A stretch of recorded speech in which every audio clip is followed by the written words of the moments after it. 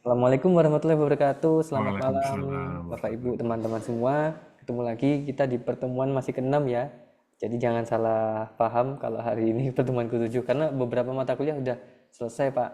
Ya, Nah, kita masih ada ikut. pertemuan di ke-7 di minggu depan, teman-teman. Ya, Oke, kita masih dengan Pak Bukhari, masih semangat ya. Teman-teman jangan jangan lupa kalau misalkan mau tanya, kami harapkan teman-teman banyak pertanyaan ya. Mau tanya hmm. pakai chat GPT juga nggak apa-apa. Kasih pertanyaan yang paling susah untuk Pak Bukhari, yang nggak bisa dijawab Iya, Pak Bukhari. Kalau bisa kayak gitu teman-teman. iya. Baik, sebelum kita memulai perkuliahan, mungkin kita berdoa menurut keyakinan agama masing-masing agar perkuliahan berjalan lancar, tidak ada kendala jaringan. Baik, berdoa dimulai.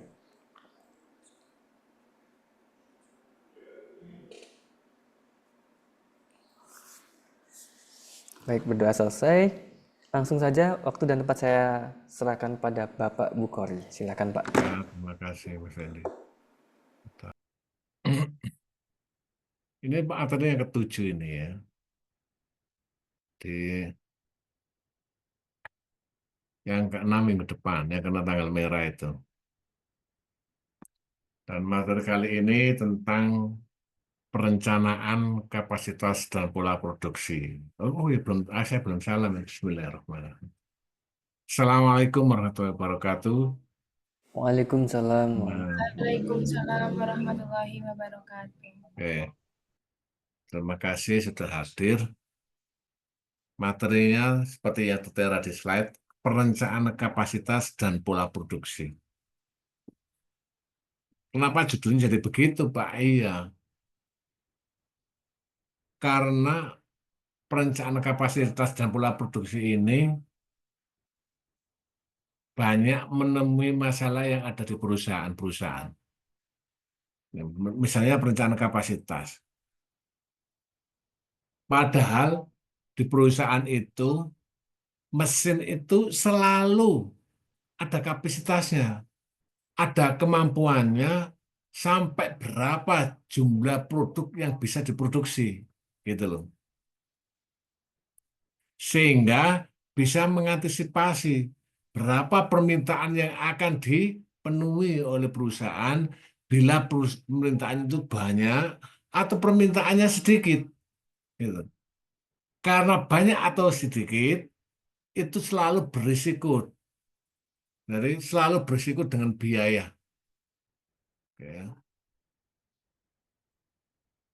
Kebanyakan juga berisiko biaya, terlalu sedikit juga berisiko biaya. Jadi overproduction itu banyak menyimpan barang di gudang karena terlalu banyak produksi. Kalau underproduction di bawah itu kapasitas produksi juga kena biaya. Karena apa? Karena fasilitas produksi yang digunakan tidak maksimal untuk memproduksi. Jadi naik terlalu lebih kebanyakan juga nggak bagus, terlalu kurang juga nggak bagus. Nah, kalau bisa mendekati yang pas, gitu. Kalau bisa, itulah kenapa judul ini dipelajari. Dan yang kedua, pola produksinya sama-sama ada datanya, sama-sama ada permintaannya, tetapi dalam produksi itu ada tiga pola yang bisa dilakukan, yaitu pola produksi konstan, pola produksi bergelombang, dan pola produksi moderat. Walaupun datanya sama, tetapi nanti hasilnya berbeda. Kok bisa begitu, Pak? Iya, ini menyangkut efisiensi dalam produksi. Gitu. Dalam produksi produk, ini menyangkut efisiensi. Mana pola produksi yang paling efisien, yang paling menghemat biaya. Nah, hari ini kita pelajari. Tentu ada ngitungnya. Iya, nanti di akhir-akhir ada ngitungnya. Tapi berusaha pelan-pelan saya itu ajarkan ya. Ya. Nah, sekarang masalah kapasitas produksi. Kapasitas adalah hasil produksi atau volume pemrosesan atau jumlah unit yang dapat ditangani, diterima, disimpan, atau diproduksi oleh sebuah fasilitas dalam suatu periode waktu tertentu. Itu namanya kapasitas. Nah, di negeri ini, bukan hanya di perusahaan, kita sering melihat sesuatu yang di luar kapasitas tapi dipakai. Ini ada yang di luar Jawa ya. Anak luar Jawa ada nggak di sini? Halo, Ada, Pak. siapa namanya? Alivia, Pak. Olivia. Kamu luar Jawa mana? Kalimantan Timur, Pak. Nah, kalau kamu ke Jawa atau pulang atau dari Kalimantan ke sini, naik pesawat apa naik kapal? Naik pesawat, Pak. Pesawat, nggak pernah naik kapal. Belum pernah sih, Pak. Oh, kalau kamu naik kapal terus seperti yang digambar itu, terus kamu tenggelam bisa berenang nggak? Kalau dalam laut ya nggak bisa, toh, Pak. Duh, masa nggak ada laut dangkal itu nggak ada. Ya, barangkali pesisir pantai. Ya kalau di pesisir saja yang dangkal itu.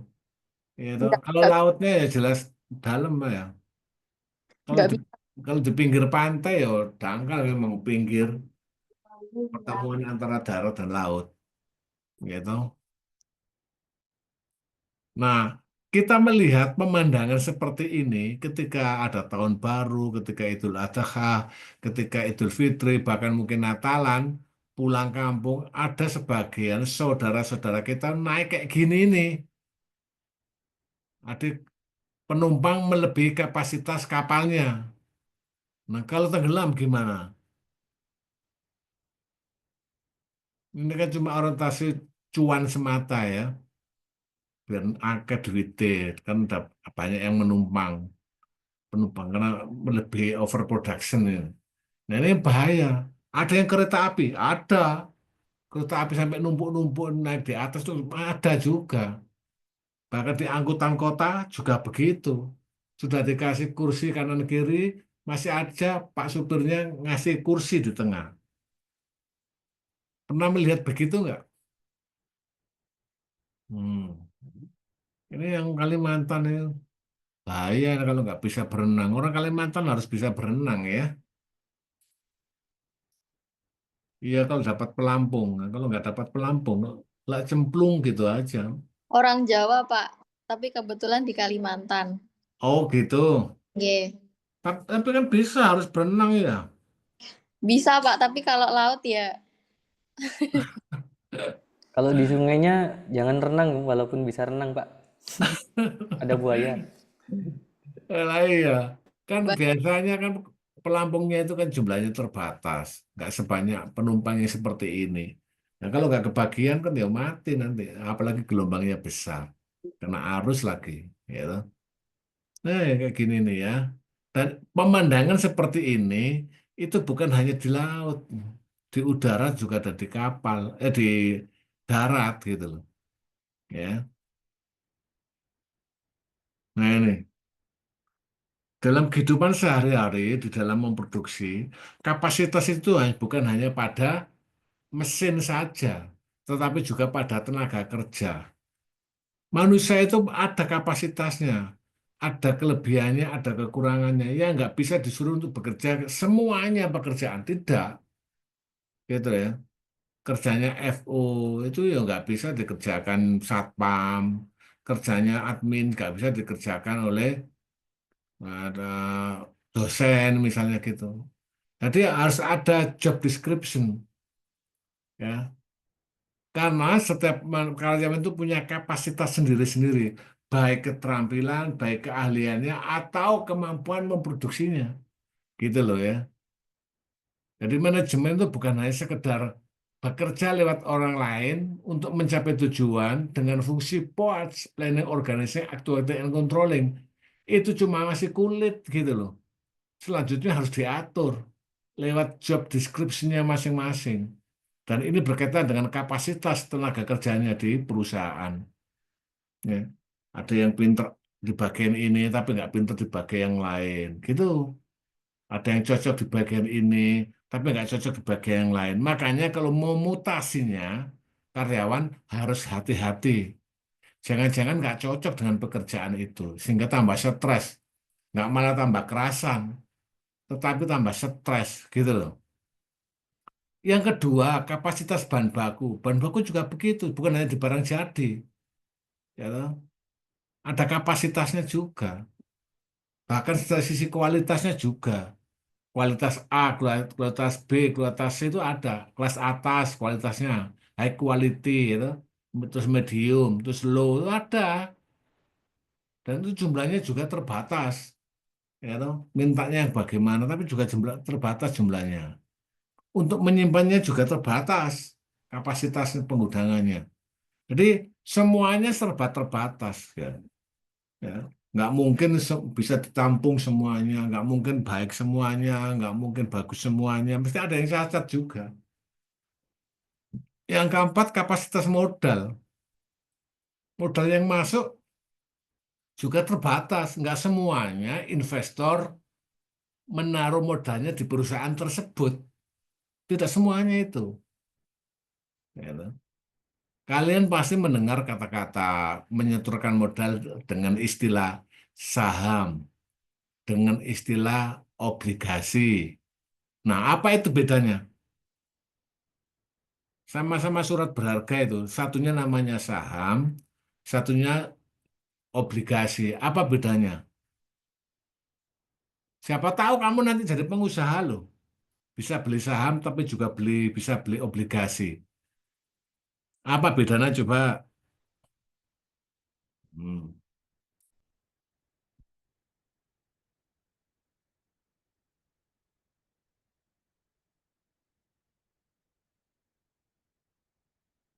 ada yang bisa? Masa? Nggak tahu, ayo. Bedanya saham sama obligasi.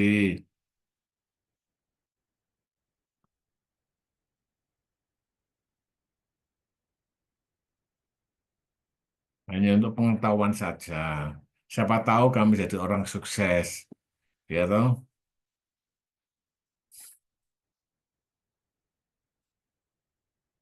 Ada yang bisa? Bilang saja nggak apa-apa.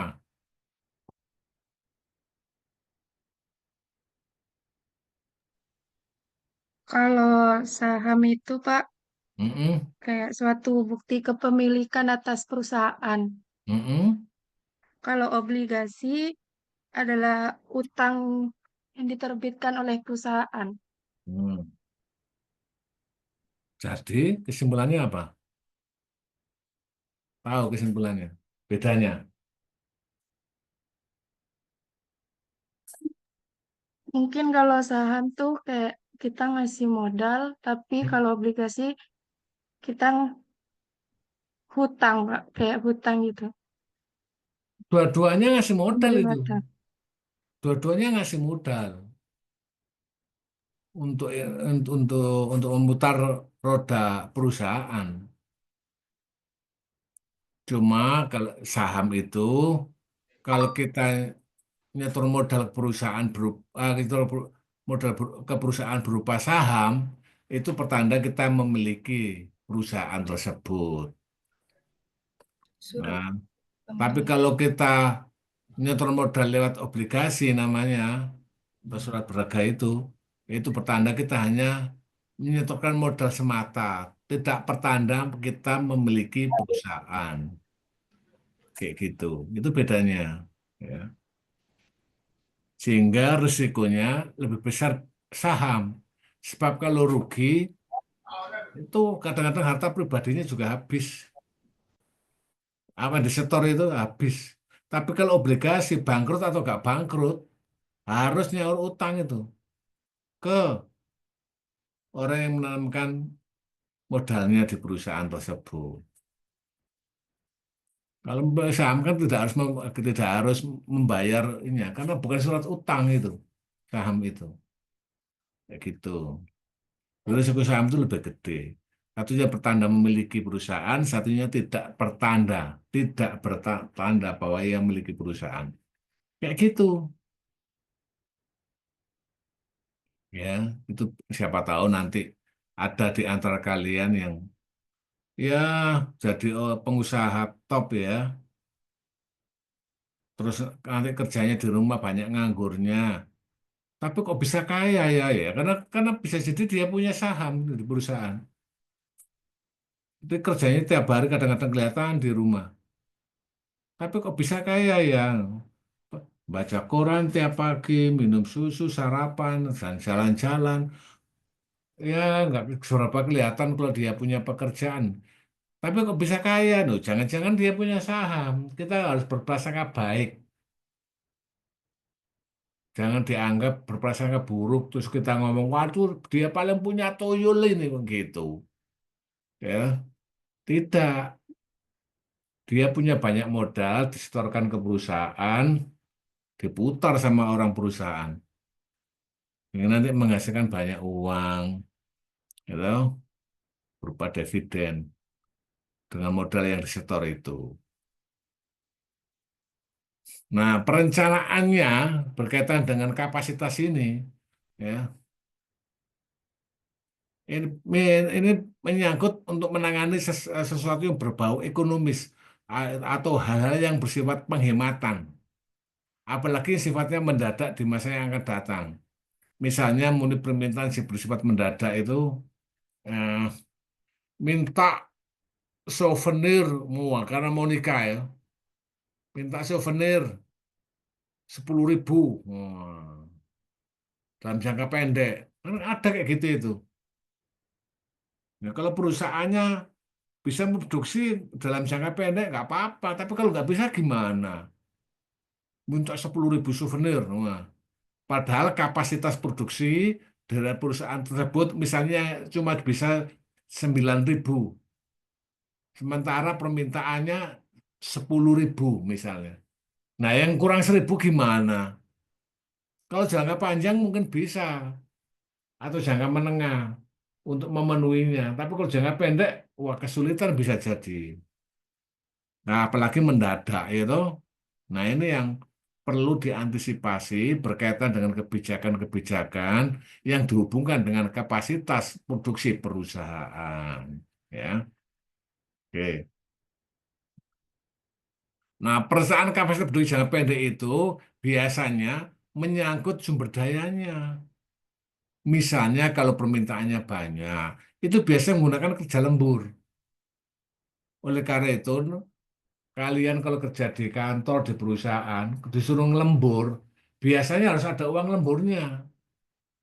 Kamu jangan mau disuruh ngelembur tapi nggak ada uangnya. Pernah ngalamin nggak? Disuruh ngelembur nggak dikasih uang, lembur.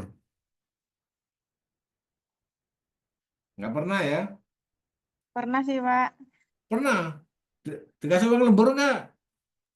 Enggak, Pak, loyalitas. Loh, gimana? Kasihan itu kamu.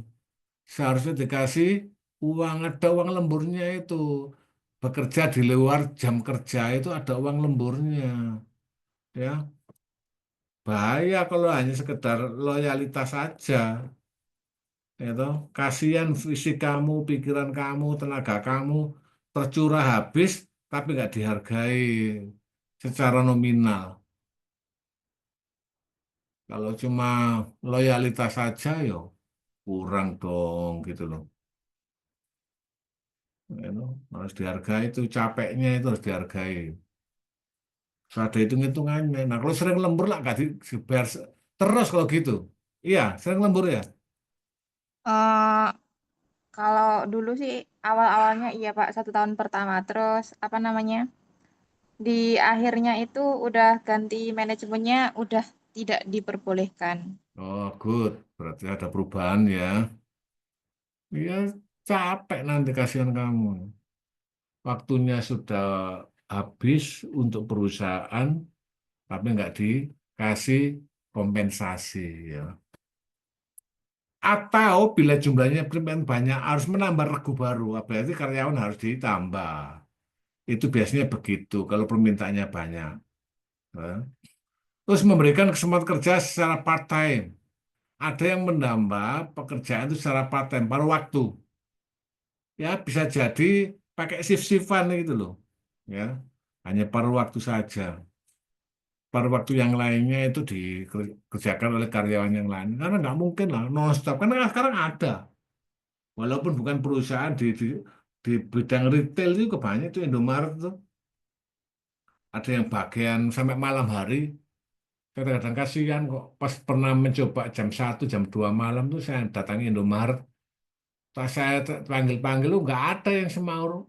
Mas, Mbak, gitu. Ternyata yang jaga itu tidur di bawah apa di belakang kasirnya. Saya langsung teriak baru bangun. Bukan kasihan itu. Ya kan 24 jam non-stop. Kalau di McD, kalau di KFC kan jelas itu. Itu kan 24 jam non-stop. Sampai bisa belajar di tempat itu. Ada itu. Gitu. Sekarang jualan tuh non-stop ya. Kayak gitu. Atau bila nggak mampu untuk memenuhi permintaan tersebut, yang D, subkontrak. Seperti tadi itu. 900, mintaannya 10.000. Pesan apa souvenir. Tapi 9.000 saja yang bisa diproduksi. Maka yang 1.000 kurangnya bisa bekerja sama dengan perusahaan lain. Gitu. Yang sejenis. Yang bisa memproduksi produk tersebut. Yang sejenis ya. Atau menambah kontrak kerja lagi. Yang dari, biasanya yang dari semi menuju full. Itu bisa. Yang kedua, memperbaiki penggunaan sumber daya itu mengatur kerja ya, menetapkan jadwal ya, harus ya regu mana yang harus dikerjakan sesuai dengan permintaan yang kurang di perusahaan tersebut, ya toh. Bagian marketing kah, bagian produksi kah, bagian finance kah, ya, itu harus itu atau bagian sumber daya manusianya. Terus menetapkan schedule jadwal, ya memang harus semua dijadwal. Sebab apa? Keterbatasan alat-alat yang ada di perusahaan itu nggak serta-merta bisa melakukan apa saja. Gitu loh. Iya nggak ada bedanya dengan sepeda motormu itu nggak ada bedanya. Sepedamu misalnya ada yang punya Vario nggak? Atau Beat? Halo? Ada Pak Bib. Misalnya Beat itu. CC-nya kan 110 ya? Iya, Hmm. Nah kalau dipaksa lari 150 kan nggak bisa. Iya toh? Musisinya cuma 110. Jadi mesin walaupun canggih tetap aja ada kapasitasnya. Ada batasannya. Yang nggak bisa dipacu seenak kita gitu loh. Atau semau kita. Pasti ada batasannya. Cc-nya 110. Disuruh lari seperti kayak ninja. 250 cc. Ya nggak bisa. Gitu ya. Jangankan 250 cc. 150 aja nggak bisa. Nah, kayak gitu itu ya pandangannya. Sekarang itu kan banyak kayak gitu itu ya. Nah, sudah tahu kapasitasnya, tapi dipaksakan kadang-kadang. Hmm. Kalau besok punya anak, ya, kalau besok punya anak, terus anaknya kok kemampuannya berbeda, kamu jangan banding-bandingkan ya. Antara anak itu jangan dibanding-bandingkan. Itu sakit hati sekali. Misalnya, itu loh mbakmu pinter, kamu kok kurang pinter, atau misalnya kamu kok bodoh. Nah, itu kan menyakitkan itu. Maka besok kalau sudah punya putra jangan dibanding-bandingkan. Tuh loh, pacare masmu itu cantik, pacarmu kok jelek, jangan ya, toh. Itu menyakitkan. Jadi jangan dibanding-bandingkan. Karena kita mempunyai kapasitas sendiri, punya kemampuan sendiri, yang nggak bisa dibandingkan dengan orang lain. Kamu kok cuma jadi guru, kenapa nggak jadi presiden saja? Nah, orang itu menjalani nasibnya sendiri-sendiri, ya. Oke, dalam jangka pendek itu untuk meningkatkan kapasitasnya terdapat 5 cara, yaitu memodifikasi produk. Ada produk itu dimodifikasi, tidak harus produk dari awal yang asli seperti itu. Ada sekarang lagi ngetren custom. Wah, ada itu dibuat produk yang bisa sesuai dengan pesanan di custom. Bisa. Yang ketiga, memperbaiki permintaan dengan cara melakukan perubahan harga. Iya, kalau sekiranya barangnya kurang laku, gitu. Yo, jangan mahal-mahal kalau bisa. Karena harga itu sangat sensitif, diturunkan sedikit lah, biar laku. Karena konsumen juga tanpa kita sadari, membanding-bandingkan juga dengan produk orang lain atau pesaing gitu. Kayak gitu. Jangan-jangan tidak laku karena harga kita lebih tinggi. Itu salah satu cara. Yang kedua, melakukan perubahan promosi. Iya, produk itu semakin gencar dipromosi, semakin banyak yang tahu. Ada kemungkinan ingin membeli juga. Tapi kalau nggak dipromosikan, nggak diiklankan, ya nggak ada yang tahu. Mana mungkin, walaupun butuh tapi nggak tahu. Kalaupun tahu, ya paling sedikit. Ini produk apa gitu, nggak pernah dipromosikan. Itu yang keempat. Yang kelima, tidak memenuhi permintaan, tidak mensuplai semua permintaan. Iya, ini kalau permintaannya banyak, terus kemampuan perusahaannya nggak bisa memenuhi semuanya, ya sebagian saja kita penuhi. Syukur-syukur nanti perusahaannya bisa ekspansi, membuat perusahaan baru. Wah, ini tapi butuh modal besar ini kayak gini nih. Ya toh. Misalnya dulunya ada di Jakarta, membuka lagi perusahaannya di Surabaya, nanti membuka lagi cabangnya di eh, Mojokerto, terus Jombang dan seterusnya. Bisa jadi begitu, ya, karena permintaannya begitu banyak. Oke ya.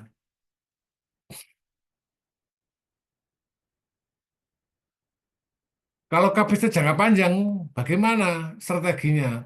Terdapat dua strategi yang dapat tempuh perusahaan, yaitu wait and see strategi. Iya, karena perubahan di luar itu penuh dengan uncontrollable, tidak bisa kendalikan, dan uncertainty, ya, penuh dengan ketidakpastian, kayak gitu ya. Penuh dengan risiko, maka strateginya adalah melihat dan menunggu, wait and see. Ya. Tahu-tahu ada COVID. Oh, gimana ya? Dari awal sudah prediksi perusahaanmu pasti laku keras produknya. Lalu tahu-tahu ada COVID. Gimana? Bangkrut itu kadang-kadang. Gulung tikar. Atau strategi ekspansionis. Kapasitas selalu melebihi atau di atas permintaan. Dengan strategi ini, perusahaan berharap tidak terjadi kekurangan produk di pasaran yang dapat menyebabkan adanya peluang masuk produsen lain. Biasanya begitu, ya.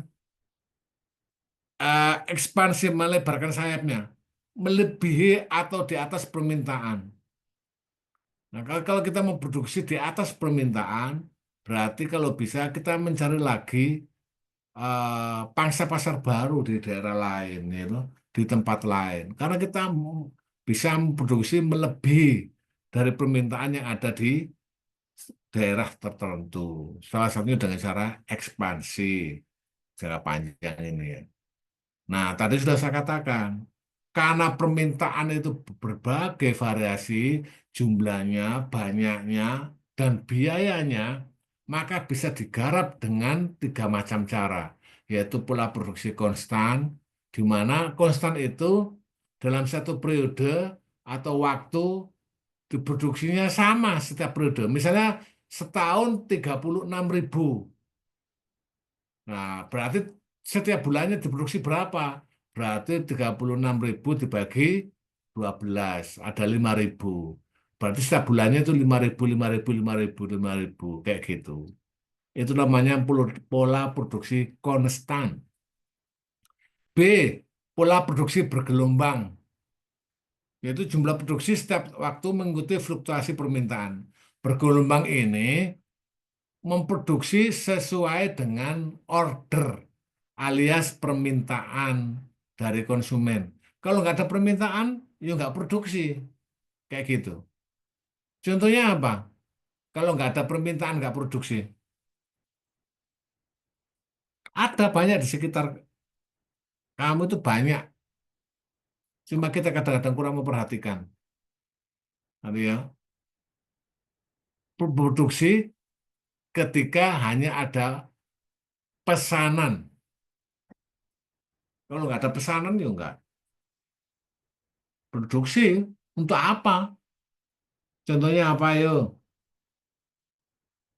Banyak loh di sekitar kamu. Halo, ayo apa contohnya? Tak kasih satu contoh. Penjahit. Kalau nggak ada ya pesanan dari konsumen untuk jahit, untuk apa jahit? Iya toh? Penjahit itu kan begitu. Dia nggak akan memproduksi kalau nggak ada pesanan. Atau yang kedua apalagi? Masa nggak tahu? Catering, Di Pak. sekeliling kita banyak loh. Bisnis catering. Eh? Catering. Catering. Good. Catering itu kalau nggak yang pesan, termasuk tadi catering itu identik juga apanya punya hajatan ya, catering itu. Termasuk souvenir, gitu. Kalau nggak ada pesanan souvenir, masuk nggak ada souvenir? Nggak membuat undangan segala macam, kan enggak. Itu kalau produksi berdasarkan pesanan dengan nama pola produksi bergelombang. Itu yang A tadi, pola produksi konstan. Jadi dia itu memproduksi terus walaupun tidak ada pesanan, tapi tetap aja ada yang beli. Walaupun tidak ada pesanan, tapi dia mau produksi. Karena pasti ada yang beli. Gitu loh. Contohnya apa ya di sekitar kita? Kasih contoh, warung. Warung itu walaupun nggak ada ya pesanan dari konsumen, dia buka terus setiap hari. Iya nggak? Nah, ada yang beli. Ada. Walaupun nggak ada pesanan. Kayak gitu. Apalagi Toko baju. toko loh toh. Toko baju itu bisa. Banyak loh di sekitar kita. Walaupun nggak ada yang pesan, tahu-tahu ada yang beli. Nah, kayak gitu. Nah, yang terakhir pola produksi moderat. Pola produksi moderat ini gabungan antara pola produksi konstan dan bergelombang. Memproduksi iya, secara massal untuk orang banyak, juga bisa menerima pesanan. Sekarang kan gitu. Menerima pesanan juga dilayani, memproduksi secara massal juga iya. Ya toh. Contohnya apa di sekitar kita? Dua-duanya ini. Toko roti, Pak. Nah, roti juga produksi tiap hari, plus juga nerima pesanan, iya toh? Good. Apalagi warung juga ada yang begitu loh, warung itu, iya toh? Kan ada itu warung-warung itu buka setiap hari, ya, membuat makanan, tetapi juga menerima pesanan, ya kan? Pernah kan gitu? Itu gabungan antara pola produksi konstan dan bergelombang. Nah, di sekitar kita itu banyak sebetulnya, ya. Cuma kita nggak seberapa memperhatikan. Ini jenis kapasitas. Ada desain capacity, jadi tingkat keluaran persatuan waktu pabrik yang dirancang. Nah, ini biasanya desain capacity ini kapasitas yang ideal. Gitu. Tapi ada yang efektif capacity, ya, itu yang sesuai dengan kenyataan kalau kapasitas itu ya. Kapasitas apa efektif capacity. Ini yang kedua, rate capacity, tingkat keluaran persatuan waktu yang menunjukkan bahwa fasilitas secara teoretik mempunyai kemampuan memproduksinya, itu namanya rate capacity. Tetapi ada yang tidak begitu. Ada yang fasilitas itu kadang-kadang nggak bekerja dengan semestinya. Ya. Yang ketiga, standar capacity. Tingkat keluaran persatuan waktu yang ditetapkan sebagai sasaran pengoperasian bagi manajemen. Jadi setiap uh, uh, fasilitas yang dimiliki termasuk mesinnya itu punya standarnya masing-masing ya. Dalam hal pengoperasian, pengawasan, operatornya juga ada standarnya masing-masing. Ada SOP-nya. Nah, toh. Yang keempat, aktual atau operating capacity.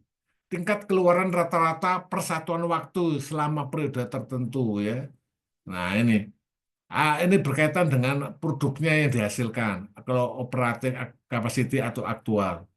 Rata-ratanya berapa dalam 1 bulan, dalam 1 minggu, atau dalam 1 hari. Ya, itu dihitung. Tujuannya untuk apa? Supaya tingkat kemanfaatannya tinggi atau utilitas tinggi dan tingkat pengembalian investasi yang tinggi. Kan kamu sering tuh melihat tuh di kafe-kafe itu ya, ada orang anak atau konsumen datang ke kafe tersebut, lalu pesan kopi, tetapi lama sekali di situ, hanya memanfaatkan wifi-nya. Isak masuk jam 12 baru pulang. Jadi pada belinya cuma kopi 1 gelas.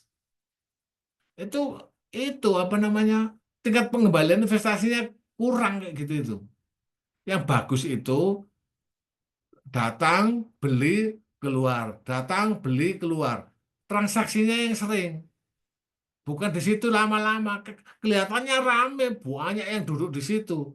Tapi cuma beli sekali dan lama sekali duduk di situ. Itu kurang bagus tingkat pengembalian investasinya. Pernah lihat gitu ya di kafe-kafe ya. McD sama KFC aja melakukannya kok. Semalaman di situ boleh yang mengerjakan tugas itu bisa di McD sama di KFC. Ya. Hmm. Nah, di untuk menghitung kapasitas itu muncul namanya biaya-biaya. Ada yang namanya carrying cost, biaya simpan, ada kerja lembur, bekerja di atas standar jam kerja, ada biaya subkontrak keluar ketika uh, uh, kapasitas perusahaan nggak bisa memenuhi permintaan, lalu bekerjasama dengan perusahaan lain, namanya biaya subkontrak. Ada biaya perputaran tenaga karyawan. Ini biasanya merekrut tenaga kerja karyawan bila terjadi namanya kenaikan permintaan, mengalami kenaikan permintaan. Mintanya banyak, maka ada kecenderungan kita akan merekrut tenaga kerja baru, ya, dengan istilah perputaran tenaga kerja atau labor turnover cost, ya, kayak gitu. Ini kalau tinjauan dari metode PBIP. Ini kemarin sudah sedikit banyak kita pelajari BIP break-even point. Yang kenyataannya sebetulnya ini rugi, walaupun secara ekonomi masih mengatakan ini balik modal. Ini contoh-contohnya BIP, wes gampang ini, tinggal masukkan saja. Ini ada jawabannya plus, soal plus jawabannya. Tadi saya nggak akan. Nah ini kapasitas. Pernah nggak melihat kayak gini dulu masa lalumu?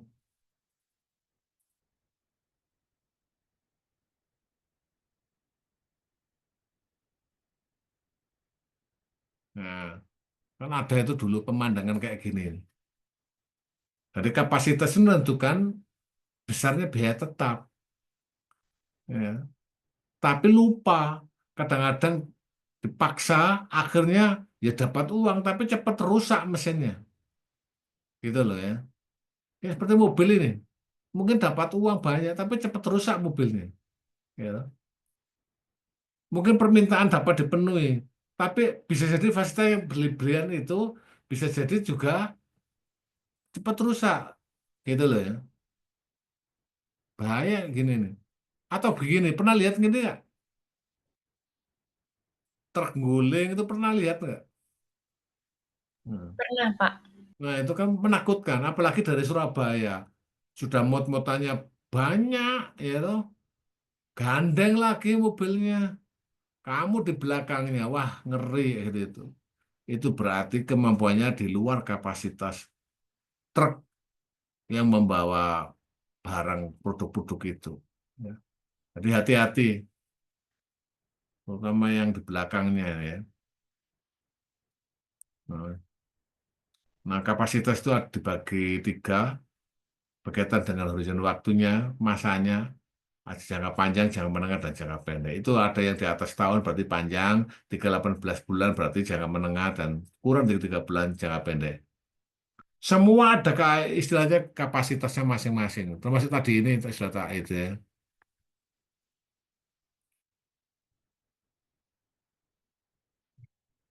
Ada istilah capacity design, desain capacity. Hasil maksimum sistem secara teoritis pada suatu periode waktu tertentu. Biasanya ini masuk kategori kapasitas ideal lah gampangnya, kondisi ideal. Ya, misalnya angkutan itu bisa dinaiki 8 orang. Ya 8 orang itu idealnya dinaik itu pas maksimalnya. Tapi kenyataannya apa kayak 8 orang di dalam ketika beroperasi di dalam lapangan 8 orang? Enggak, bisa jadi cuma 5, bisa jadi cuma 4, nggak sampai 8. Ya. Nanti kapasitas desain bisa dinyatakan dalam tingkatan tertentu, misalnya jumlah bahan baku yang dapat diproduksi setiap minggu, setiap bulan, dan setiap tahun. Gambarannya adalah kapasitas desain, gambarannya adalah dunia ideal atau kondisi ideal. Misalnya dalam satu kelas ada seharusnya muat 40 orang, gitu. Tapi kenyataannya kadang-kadang nggak 40 orang. Nah, kadang-kadang hanya 30 orang, cuma 35 orang, gitu. Berarti itu nggak ideal. Biasanya efektif capacity namanya. Ya, oke. Pernah lihat kayak gini juga nggak sepeda cowok dipakai untuk meliju? Pernah. Kan nggak efektif ya. Mending dibelikan Tosa aja tempatnya lebih banyak ya. Iya toh? Ini nggak terlalu itu, nggak terlalu bagus ini. Kayak gini nih. Mending belikan Tosa atau paling tidak sepeda perempuan. Sepeda perempuan itu jauh lebih banyak muatannya daripada sepeda laki-laki. Tapi masih ada kayak gini. Semuanya ada kapasitasnya. Cuma ya gitu itu, ada yang memaksakan. Bahkan ada yang istrinya diboceng di belakang sama ronjotnya. Apa ronjot? Bahasa Indonesia ronjot itu apa ya? Kamu tahu nggak ronjot, istilah ronjot? Enggak, Pak. Tempat Yang kanan kiri. yang tas 2 itu kan, Pak, yang di Iya, saya nggak tahu apa bahasa Indonesia. saya juga nggak tahu. Kata istrinya terus dinaikkan ronjot. Aduh, kasihan. Ketika pergi ke pasar. Ya, ya, ya. Itu semua juga kapasitas. Karena kadang nggak muat. Karena campur barang. Di belakang sepedanya cowok lagi. Aduh. Begitupun juga ini burger, ya. Mesin cuci, mobil, itu McD. Semuanya ada kapasitasnya masing-masing. Ini di Astra juga, bahkan di Harley Davidson juga ada kapasitasnya. Namanya kapasitas efektif biasanya lebih rendah dari kapasitas desain. Ini ya definisi kapasitas efektif. Kapasitas diperkirakan dapat dicapai oleh perusahaan dengan keterbatasan operasi yang ada sekarang. Itu namanya efektif. Jadi realitas sesungguhnya yang terjadi di perusahaan namanya kapasitas efektif. Tapi yang ideal namanya kapasitas itu desain capacity. Beda ya. Cuma istilah saja, tapi beda. Nah, untuk ngukurnya ini rumusnya. Untuk ukur utilitas atau kemanfaatannya berkait dengan kapasitas desain ini. Output dibagi kapasitas desain, kalikan persen. Yang efisiensi, kapasitas efektif yang sesungguhnya tercapai. Jadi efisiensi output dibagi kapasitas desain efektivitas. Rumusnya sudah ada. Ini contohnya. Dan saya yakin kamu kalau sudah melihatnya di file ini, gitu, gampang, tinggal menaruhnya saja. Karena sudah ada jawabannya juga. Ini contoh soal dari roti Deluxe, perusahaan roti bakery ya. Deluxe itu merek roti misalnya, bukan merek cat saja ya.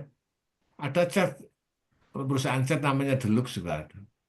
Untuk sarapan dan ini memahami kapasitasnya dengan lebih baik.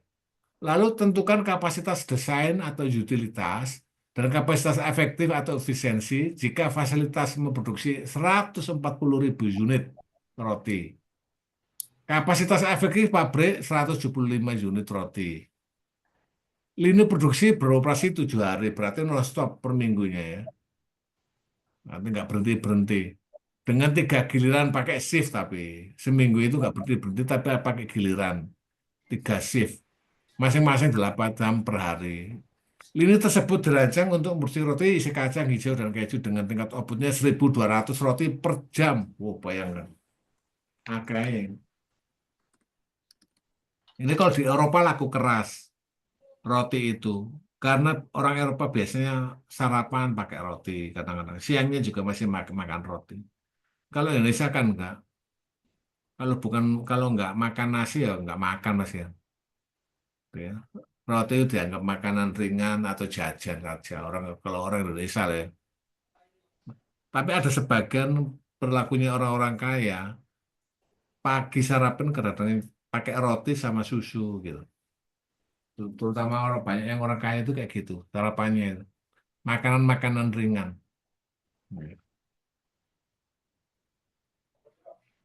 Oke, ini jawabannya.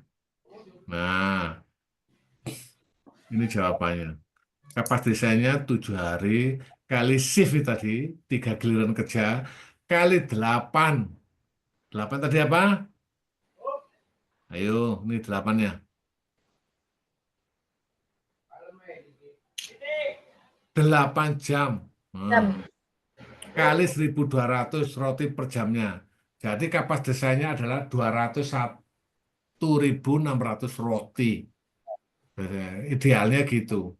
Nah, untuk mencari kemanfaatannya, 140 outputnya tadi itu di soal dibagi dengan desain, kapasitas desain. Jadi ada 73,4% tingkat kemanfaatan. Nggak apa-apa, bagus itu.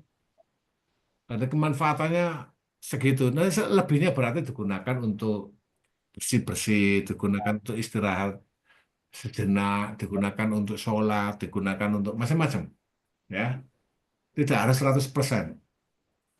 Karena ada waktu istirahatnya.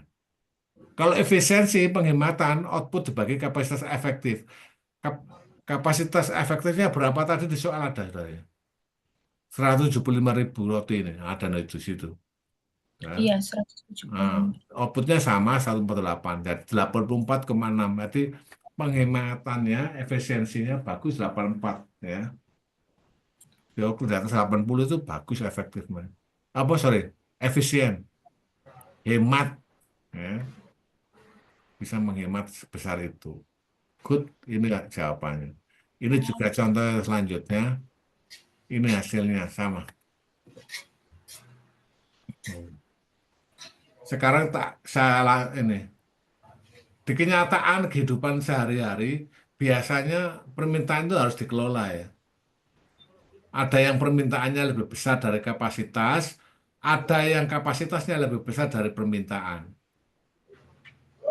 Kalau permintaannya lebih besar dari kapasitas, apa yang harus dilakukan? Ayo. Kalau permintaannya lebih besar dari kapasitas atau perusahaan memproduksinya, apa yang biasanya dilakukan? Nih, biasanya menaikkan harga. Nah, permintaannya lebih banyak daripada kapasitasnya. Biasanya menaikkan harga. Sebaliknya, kalau kapasitasnya lebih besar dari permintaan, menurunkan harga. Atau merangsang dengan promosi yang gencar atau agresif. Biasanya gitu. Ya. Oke, selesai di pertengahan materi kapasitas. Ada pertanyaan? Silakan. Apa-apa tanyakan. Kira-kira apa yang harus ditanyakan? Silakan bertanya.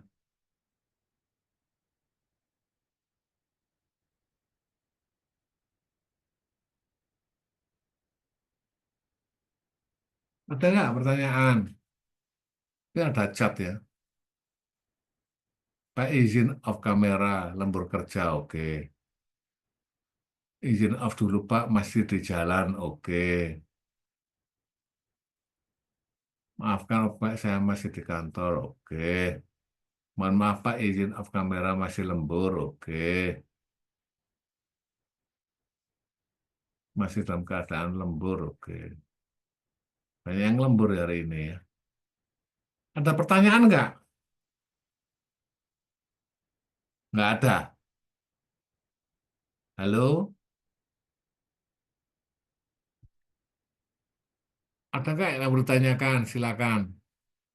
Mbak Dia, ada yang tanyakan? Ayo.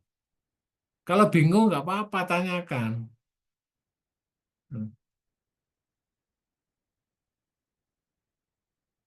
Apalagi berbau hitungan. Nah, habis ini kita ngitung loh ya. Bisa jadi nanti tak keluarkan soal yang ini, yang pola produksi ini. Nah,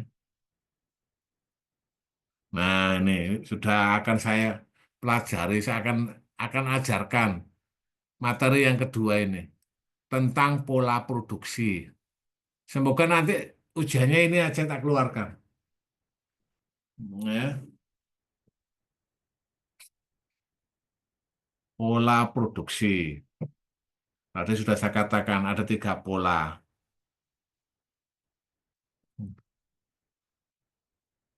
Perusahaan pada umumnya akan menghendaki produksi yang selalu sama atau konstan setiap hari atau bulan, karena akan memudahkan dalam perencanaan kebutuhan tenaga kerjanya, bahan bakunya, fasilitas lainnya yang diperlukan dalam berproduksi. Iya, kalau konstan tuh enak.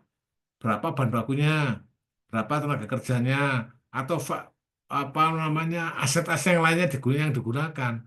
Karena bersifat tetap, ya toh, nggak berubah-ubah. Jadi enak cara menentukannya. Hampir semua perusahaan menginginkan berproduksi secara konstan. Tetapi kenyataannya kan nggak begitu.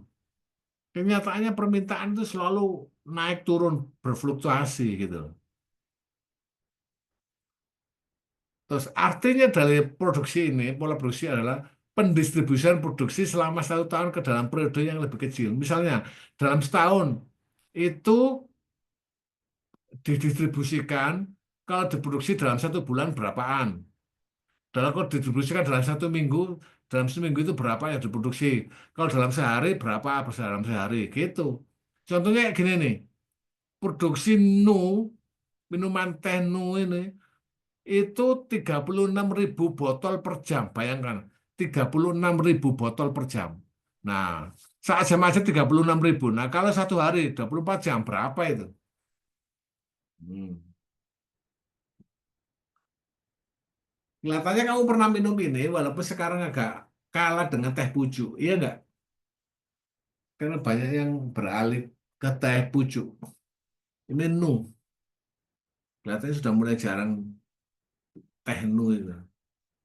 Kalau 1 jam itu 36.000 botol per jam ya. Berarti sehari berapa itu?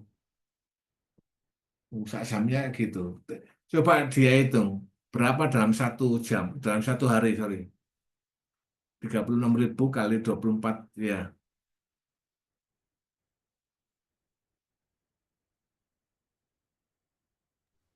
864.000.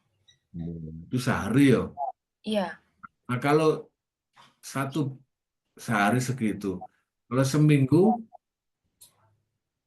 dikalikan 4. Dikalikan minggat 4. Dikalikan 7. Seminggu kan 7 hari. Terus dihitung lagi sebulan.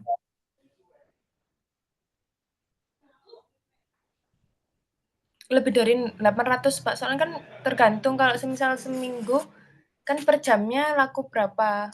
Iya. Iya. Tapi itu hitungan rata-rata biasanya. Mendekati tidak pasti, tapi biasanya hitungannya rata-rata. Kapasitas produksinya kayak gitu. Ada yang hitung secara rata-rata saja. Apalagi kalau dihitung setahun, mungkin berapa ribu lagi itu. Mungkin juta mungkin ya. Iya. Nah ini masuk bendino minum teh.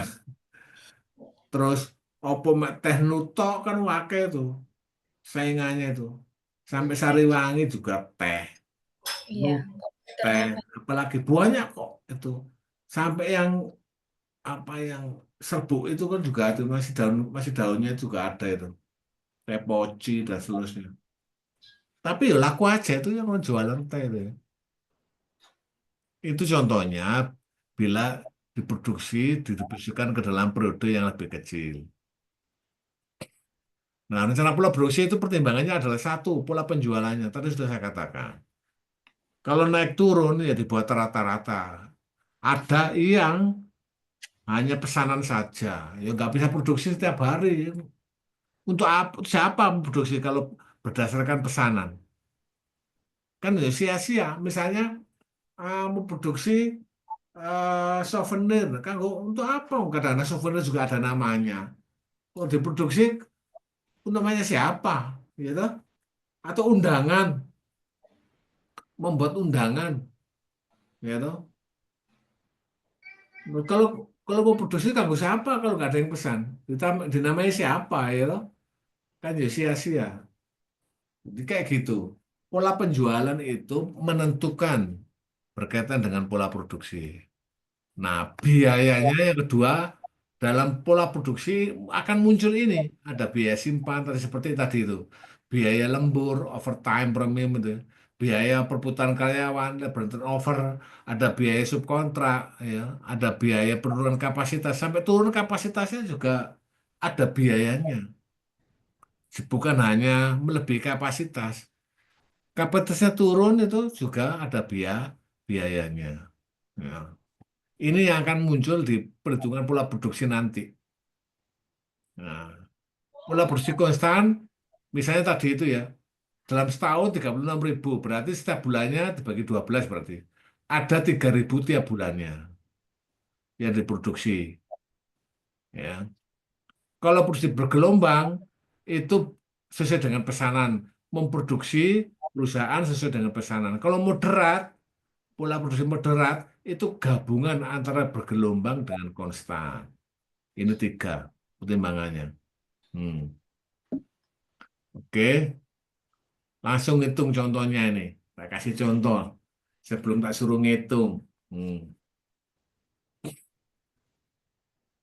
Ini misalnya contoh perusahaan Kencana Wijaya, PT Wijaya. Ini datanya bulan Januari sampai Desember. Mulai 2.000 unit, 4.000 unit, 5.000 unit, sampai bulan Desember 3.000 unit. Persediaan awalnya 10.000 unit. Penjualannya 60.000 unit. Berarti kalau dibagi 12, penjualannya berarti 60.000 dibagi 12, berarti produksinya setiap bulannya 5.000. Iya enggak? Berarti produksinya tiap bulannya 5.000. Karena penjualannya itu 60.000 dibagi 12. Berarti setiap bulan produksi 5.000. Gitu. Kalau ini pola produksi konstan nanti akan kelihatan. Persediaan akhirnya juga 10.000. Nah, kalau data ini dimasukkan ke pola produksi konstan seperti ini. Nah, udah kelihatan nih. Itu pola produksi konstan. Data tadi di atas, bila dimasukkan ke pola produksi konstan, kayak gini akhirnya. Itu datanya tadi penjualannya, sudah ada semua di situ, persis dengan datanya. 2.000 unit, 4.000 unit, 5.000 unit, sampai 3.000 unit di bulan Desember. Jadi penjualan itu ada di soal datanya tadi.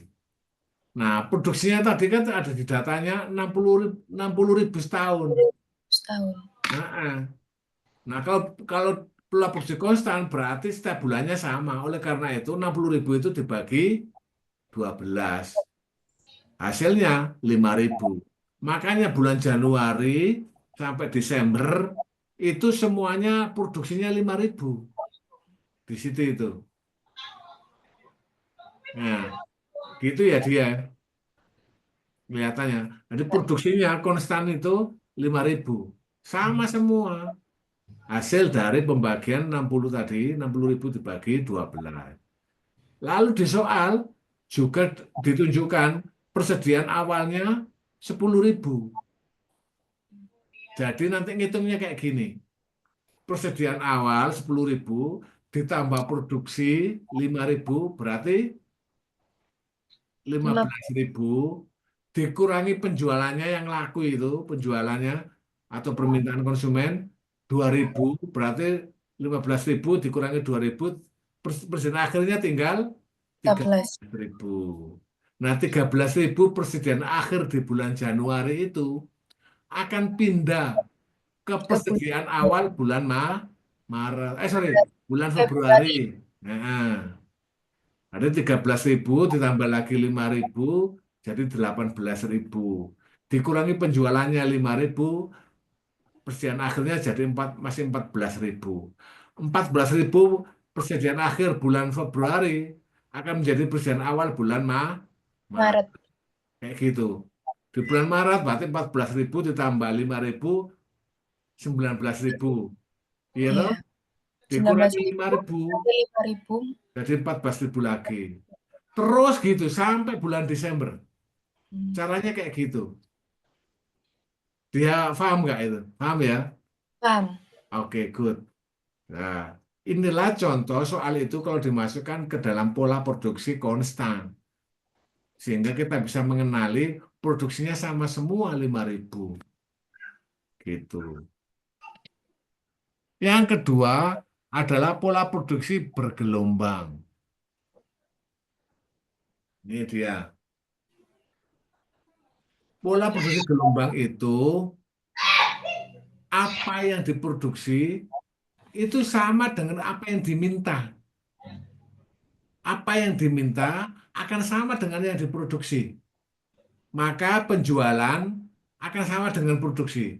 Produksi juga akan sama dengan penjualan. Gitu loh. Kamu minta berapa? 1 juta, ya diproduksikan 1 juta. Minta 5 juta, ya diproduksikan 5 juta. Kayak gitu. Itu namanya pola produksi bergelombang. Gitu. Naik turunnya akan dibuatkan sesuai dengan permintaan. Sesuai dengan pesanannya. Makanya disebut bergelombang. Kan naik turun itu permintaannya. Kayak gitu. Jadi sesuai dengan permintaan ya Pak ya, kalau pola Betul. produksi bergelombang itu. Iya, betul. Jadi jumlahnya produksi itu sesuai dengan penjualannya atau permintaannya. Kayak gitu. Gampang ini perlu bergelombang. Nah, yang terakhir pola produksi moderat ini terakhir. Moderat itu produksinya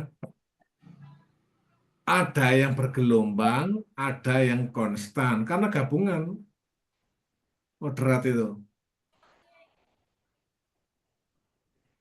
Ada yang konstan, ada yang bergelombang. Itu bulan Januari, Februari, Maret itu bergelombang, nggak sama. 3.000, 4.000, 5.000. Itu toh? Nggak sama toh? Heeh.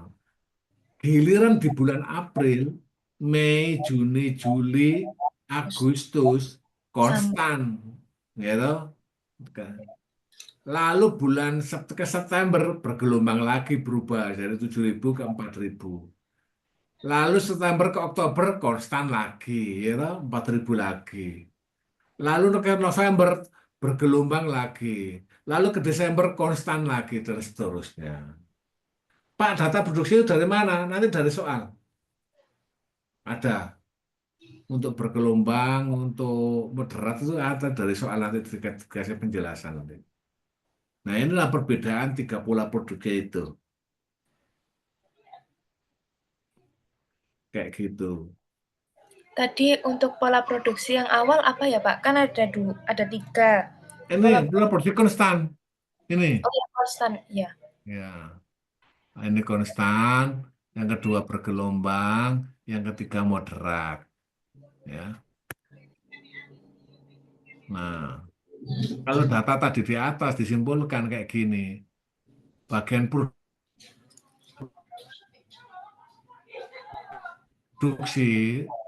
paling tertinggi 5.000 tadi, terendah juga 5.000 karena sama semua di bidang produksinya. Tapi di bidang persediaannya paling tinggi 14.000, paling rendah 1.000. Bisa dilihat dari sini.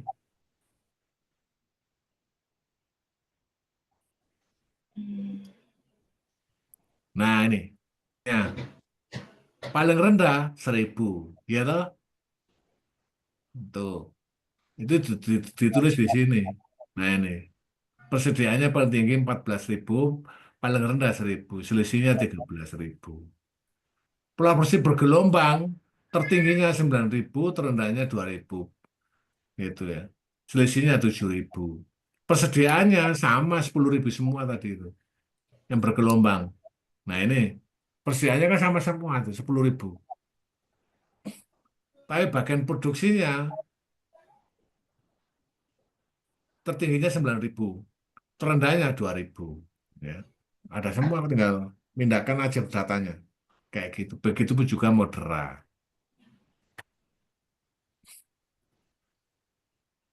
Nah, sekarang soal ini sekarang. Ada soalnya. Ya, no? Semoga ini diperhatikan. Kalau enggak, wah, ini ada rencana tak keluarkan ujian ini nanti. Ya, gini aja enaknya. Ujiannya ini nanti seperti ini. Minggu depan kuliah sambil mengumpulkan hasil ujiannya. Ya, Iya, Pak. Ini gitu soal aja. nanti jawabannya dikumpulkan minggu depan gitu toh, Pak? Iya. Jadi soalnya yang ini ya, Pak, ya, latihan 1 ini. Enggak, katanya nanti berikutnya ini tak kasih contoh soal kayak Oh, kita gini. contoh dulu. Oh, iya. Oh, Kita kasih contoh dulu, terus nanti kita kasih contoh, kita kasih soal kayak seperti ini, yang mirip seperti ini. Oh, iya, iya, Pak. Ya, sekarang perhatikan, CRO carane. Ini ada perusahaan ABC menghadapi permintaan tahunan yang fluktuatif. Nah, datanya ini dalam setahun pakai triwulan. Dalam setahun, triwulan itu ada berapa? Ayo. Dalam setahun, triwulan itu ada berapa? Tri itu berapa sih? 4. 3. 3, Pak. 3. Ya toh? Berarti setahun dibagi 3 ada berapa? 4. 4. Nah ini, triwulan 1, triwulan 2, 3, 4. Kan gitu. Kalau kuartal, berarti ada berapa? Kuartal Dalam 2. setahun. Berapa? 2 bukan, Pak Kalau 2 itu semester. Kuartal 4. Kuartal itu 3. Lah. 12 dibagi 4. Oh, Iya kan? Kebalikan dari triwulan. Gitu loh. Nah, dalam setahun ada 4 triwulan. Triwulan pertama permintaannya 400. Triwulan kedua permintaannya 1.100. Permintaan triwulan ketiga 1.300. Keempat 900. Nah, terus ditambahi datanya ini. Untuk memenuhi permintaan itu direncanakan 3 alternatif pola produksi sebagai berikut. A. Pola produksi konstan sebesar 1.000 unit setiap triwulannya. B. Pola produksi bergelombang sesuai dengan permintaannya. C. Pola moderat di mana pada triwulan pertama dan kedua 800 unit. Tapi ketiga dan keempat 1.200 unit. Ini data, ya toh. Ini tinggal mindahkan aja. Ini biayanya.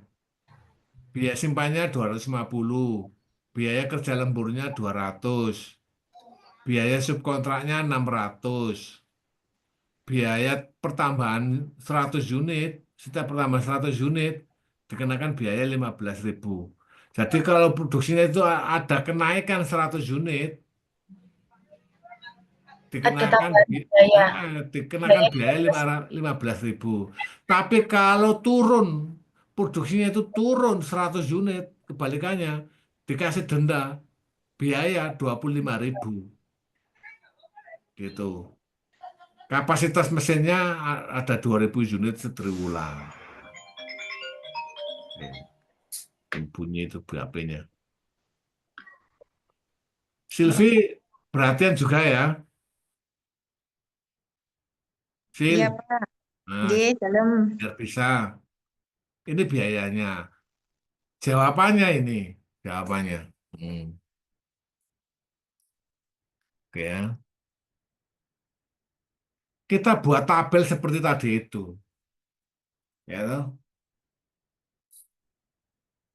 Ini lihat penjualannya sesuai dengan di soal tadi itu 400, 1100, 1300, dan 900. Nah, angka 1000 dari mana? Dari soal ini. Ini A itu pola produksi konstan sebesar 1000 unit tiap triwulannya. Maka kita tinggal masukkan aja produksinya 1000 semua. Iya toh? Hmm. Lalu kita akan masukkan tabel itu, kita hitung. Di soal disebutkan persediaan awalnya ada nggak? Halo? Di soal persediaan awalnya disebutkan nggak?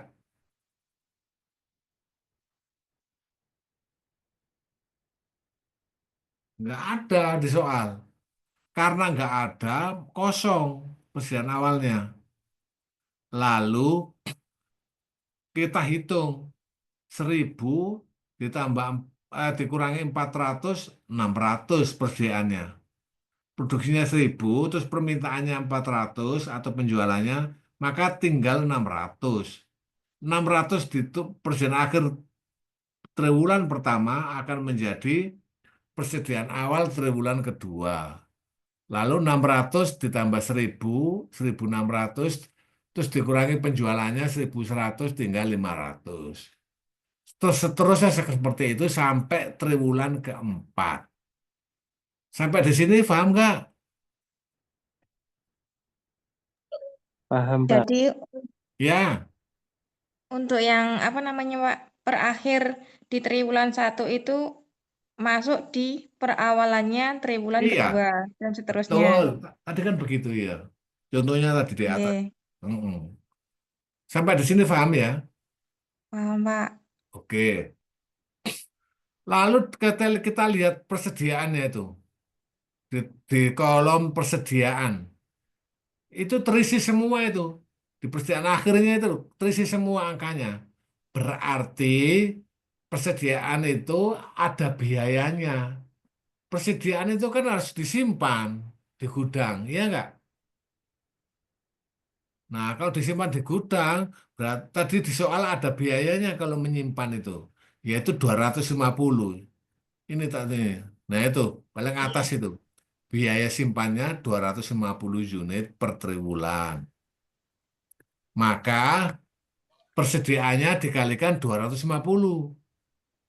Nah, gitu. Yaitu 600. Pak, 600 itu dari mana? Dari 1000 dikurangi 400. Sehingga persediaan triwulan pertama 600. Kamu tulis 600 saja sudah nggak apa-apa, lebih efektif. Ya. 600 kali 250 ya 150.000. Yang triwulan kedua 500 kali 250 ya 125. Yang ketiga 200 kali 250 ya 50.000. Yang terakhir 300 kali 250 ya 75.000. Jadi kalau di total semuanya 400.000. Bingung nggak? Enggak Pak. Nggak ya? Oke. Saya, Iya. saya Iya. yang triwulan 2 itu 1100 itu dari mana, Pak? Oh, dari penjualan. Triwulan kedua itu 600 persen awalnya ditambah produksi berarti 1.600 dikurangi penjualannya yang laku permintaannya itu 1.100. Hmm, Jadi tinggal 500. 500 di Nah, asal hmm, usulnya itu 1000 ditambah 600 dikurangi 1.100. Iya toh? iya. Mm-mm. Dan kalau ditulis langsung 500 kali 250 juga boleh. Langsung hasilnya gitu. Yang triwulan pertama itu 500 ditambah 1000 atau 1000 tambah 500 dikurangi 1.300 tinggal 200. Ditulis langsung 200 kali 210 ya oleh. Boleh. Oh, itu dari nilai produksi Nah, ditambah persen per awal persediaan awal dikurangin persediaan akhir ya, Pak? Dikurangi Dikurangi penjualan. ke penjualan. Oh Iya, ya, penjualan itu akhirnya ya, totalnya 200 itu. iya. Langsung dikalikan ke persediaannya boleh. Nggak harus Iya. nulisnya kayak gitu, boleh. Jadi kayak gini, 600 kali 250, 500 kali 250, 200 kali 250, 300 kali 250, langsung gitu boleh. Langsung hasilnya. Jadi totalnya biayanya 400.000 untuk biaya simpan saja. Sekarang yang kedua, biaya kerja lembur tidak ada karena perusahaan berproduksi konstan sebesar 1.000 unit. Berarti tidak melebihi 1.500 unit. Nah, kalau di bawah 1.500 kan ada di sini itu produksinya itu. Ada datanya tadi.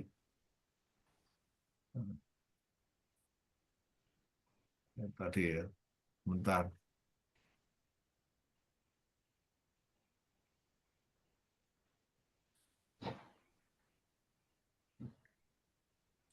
Kapasitas maksimum mesin yang ada sebesar 2.000 unit setriwulan.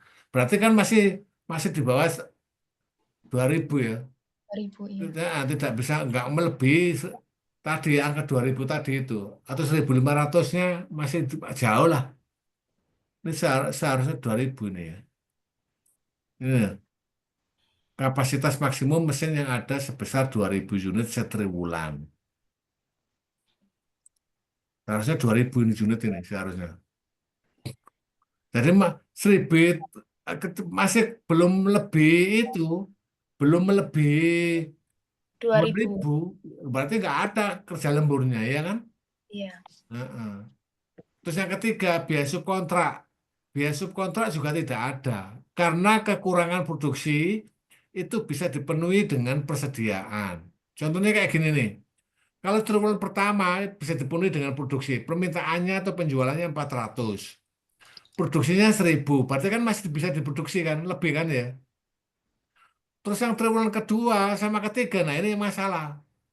Permintaannya 1.100, produksinya 1.000. Berarti kan kurang 100. Iya. Tapi masih bisa ditutupi dengan persediaan awal. Oh, akhir. Jadi permintaannya 1.100 atau penjualannya. Produksinya 1.000, berarti kan kurang 100. Yang kurang 100 itu diambilkan dari persediaan awal, yaitu yang ada 600-nya itu. Berarti nggak perlu biaya subkontrak ke perusahaan lain. Karena kekurangannya bisa diambilkan dari persediaan awal. Gitu. Sekarang yang keempat, biaya labor turnover tidak ada. Karena perusahaan produksi konstan. Tidak ada perubahan volume produksi. Produksinya kan 1.000 semua. Nggak ada kenaikan di atas 100 atau turun di atas di bawah 100, ya kan? Jadi nggak ada biaya perputaran karyawan. Naiknya berapa juga nggak ada, turunnya berapa juga nggak ada. Karena 1.000 semua. Dari 1.000 ke 1.000 ya kan nggak naik, juga nggak turun. Mulai triwulan pertama sampai keempat itu nggak ada yang turun, nggak ada yang naik. Maka biaya labor turnover-nya juga tidak ada.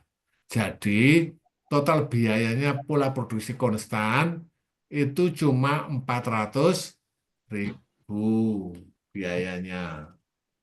Wes, sebelum tak pindah ke pola produksi gelombang, ada yang ditanyakan nggak?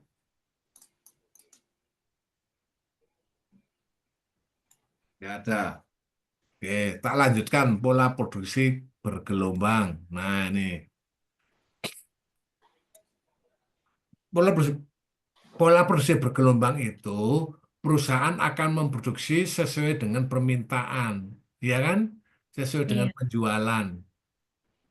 Dia membuat sesuai dengan order pesanan. Minta 400 ya dibuatkan 400. Mintanya 1.100 ya dibuatkan 1.100, ya nggak? Ada sama nilainya. Karena sama nilainya, persediaannya ada nggak? Tidak. Tidak ada. Maka biaya simpannya tidak ada, nggak ada persediaannya. Itu. Terus yang kedua, biaya kerja lembur Tidak ada. Karena produksi tidak melebihi 1.500 per unitnya atau 2.000 tadi itu. Benar 2.000 tadi itu. Kan nggak melebihi. Yang paling tinggi produksinya kan 1.300. Iya. Iya toh?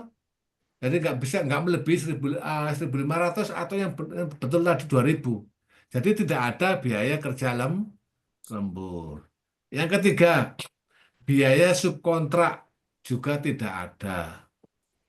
Karena bisa dipenuhi dengan produksi. Ya iya, yang sebesar itu yang diminta ya sebesar pula itu yang diproduksi. Jadi nggak ada biaya subkontrak.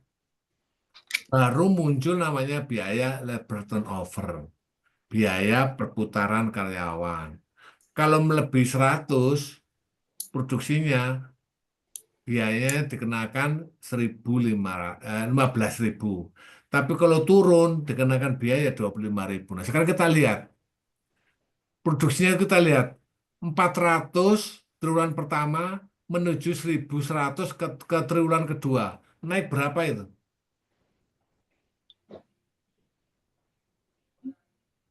200. Naik 200. 1.100 ke 1.300. Ayo, naik berapa? Dari 400 ke 1.100 itu naik berapa? Oh, 700, Pak. Berat. 700. 700 ya? 700, Pak. Iya, 700. 700. Bener ya, 700. Dibagi 100. Kenapa dibagi 100? Karena tadi soalnya, kalau naik 100, gitu, itu kenakan biaya 15.000. Kalau turun 100, dikenakan biaya 25.000. Nah, sekarang 400 ke 1.100 kan naik. Iya kan? Iya. Iya, Pak. Iya. Nah, 400 ke 1.100 itu naik. Dibagi 100 dikalikan 15.000. Biayanya itu. Jadi hasilnya 105.000. Sekarang yang triwulan kedua, ketiga sekarang. Tadi kan satu kedua. Sekarang triwulan kedua, ketiga. 1.100 ke 1.300. Naik berapa? 200. 200. 200. Berarti 200 dibagi 100 kali 15.000. 30.000. Gitu ya. Nah, sekarang triwulan 3 ke 4. Itu naik apa turun? Ini turun. Turun. Turun, Pak. 1.300 ke 900 turun berapa? 400. 400. Jadi 400 dibagi 100 kalikan 25.000. Bukan 15.000 lagi, tapi 25.000 sesuai dengan di soal tadi itu. Kalau turun dikalikan 20.000. Ada di soal. Ini di soalnya. Nah, itu. Sedangkan bila berkurang 100 unit sebesar 25.000 biayanya. Tapi kalau naik ke atas 100 unit, pertambahannya 100 unit, maka dikalikan 15.000. Karena ini turun, maka dikalikan 20.000. Kalau di total 235.000 biayanya untuk pola produksi bergelombang. Bila dibandingkan dengan pola produksi konstan, kamu milih pola produksi yang mana?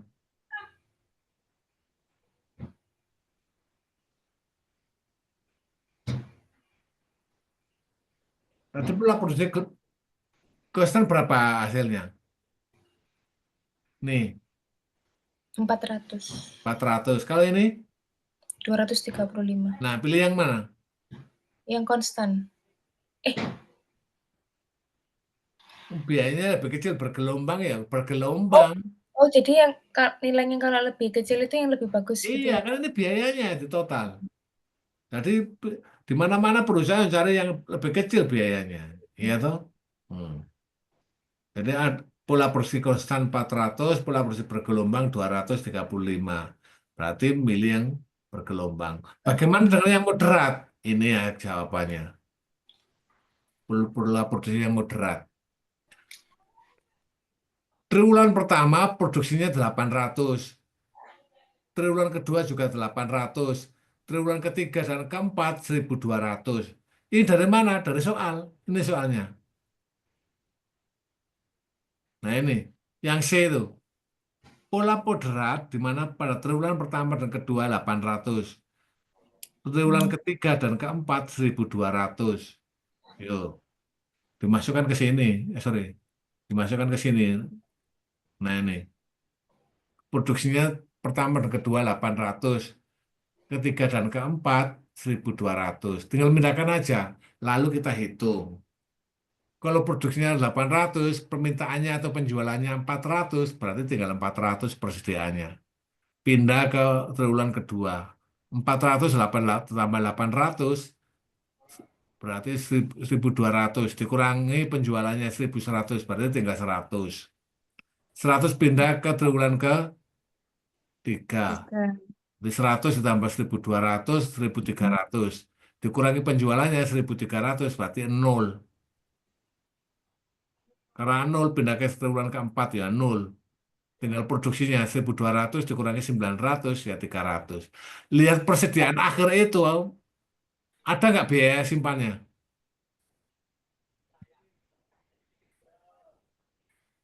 Kalau melihat persediaan akhir itu, ada nggak biaya persediaannya?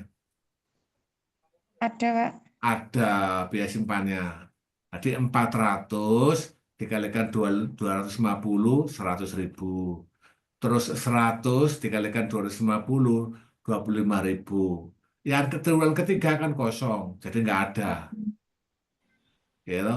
Yang Ya. keempat 300 kali 250, hasilnya 75.000. Totalnya 200.000 Ribu. untuk biaya simpan. Biaya kerja lemburnya tidak ada karena masih di bawah angka 1.500 atau yang di soal tadi itu 2.000. Jadi nggak ada kerja lembur. Terus biaya subkontrak juga tidak ada. Karena kekurangan produksi bisa ditutupi dengan persediaan awal. Misalnya triwulan kedua itu penjualannya 1.100, produksinya cuma 800. Tapi kan kekurangannya bisa diambilkan persediaan awal 400. Jadi tidak ada biaya subkontrak. Terus biaya turnover perputaran karyawan.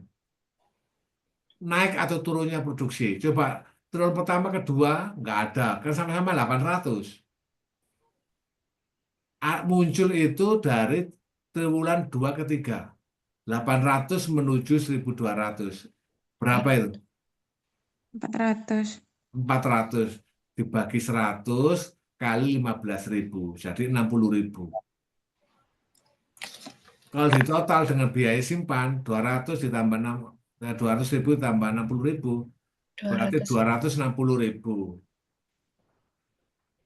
Nah, ini total semuanya pola produksi moderat. Kalau dibandingkan dengan pola produksi konstan, bergelombang, dan moderat, pilih yang mana? Bergelombang. Bergelombang ini hasilnya.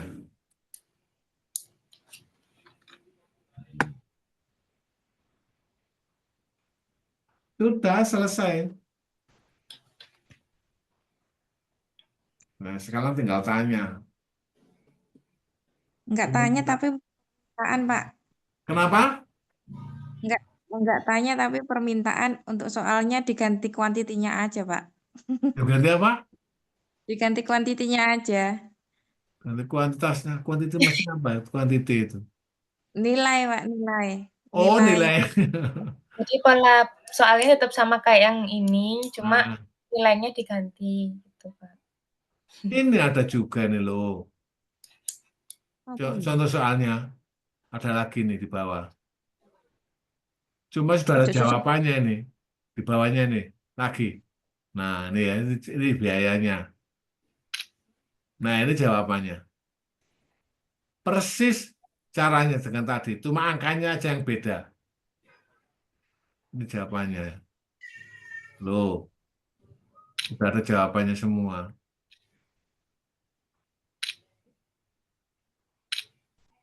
Nggak usah di foto, sudah ada filenya tak kirim. Belum, Iya. Pak. Hah?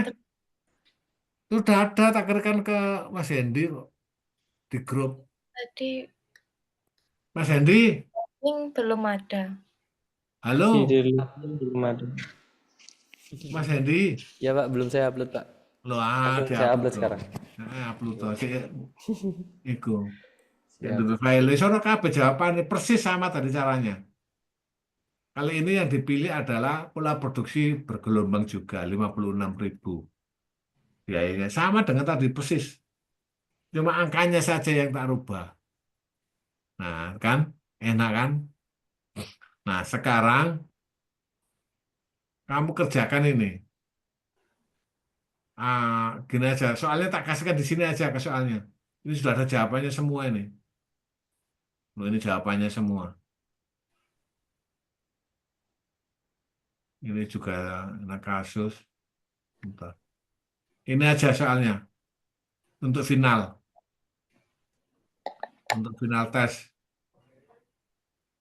Wes, minggu depan kumpulkan. Sudah ada di file itu.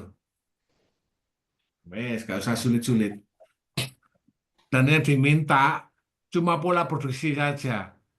Dua. Nggak ada. Ini Le. Bagaimana pemecahan alternatif mana yang harus diambil? Jadi, eh,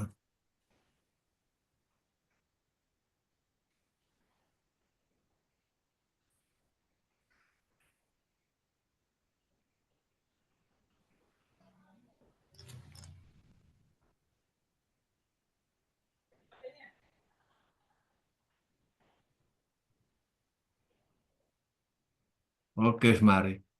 Ya, ini aja soalnya wis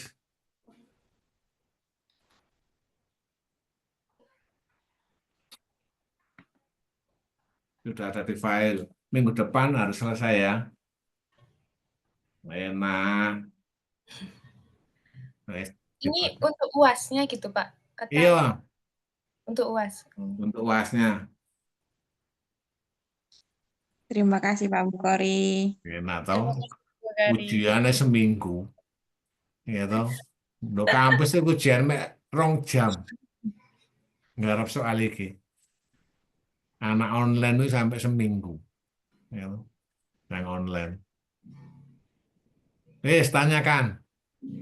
Soal-soal tadi, apa pelajaran tadi, tanyakan. Ini contohnya sama, cara nggarapnya. Cuma angkanya aja yang berbeda. Enak tau? Enak. Ya, toh.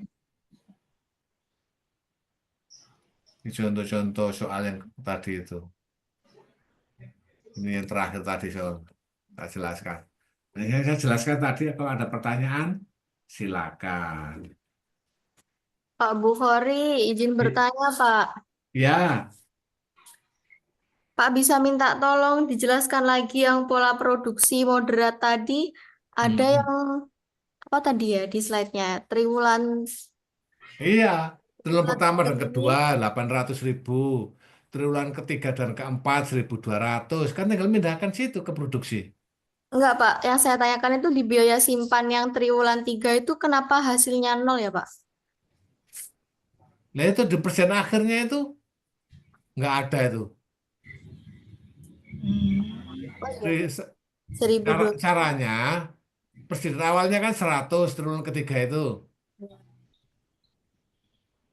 Presiden awalnya di triwulan ketiga itu 100 ditambah produksi. Sudah punya persediaan awal, perusahaannya ditambah produksi 1.200 jadi 1.300. Lalu yang laku yang diminta penjualannya 1.300 kan nol akhirnya. 100 ditambah 1.200 1.300 dikurangi penjualannya 1.300 akhirnya kan nol. Ya, Pak. Nah, itu baru ketemu ya toh. Terus, Baik, terima kasih, Pak. ya sama-sama. Ada lagi nggak?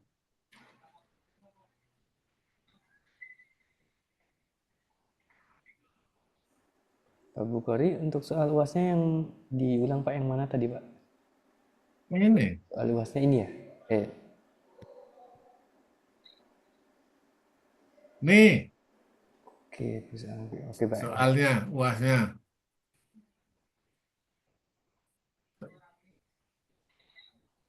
Sama yang di bawah ini, tambahan informasi biayanya.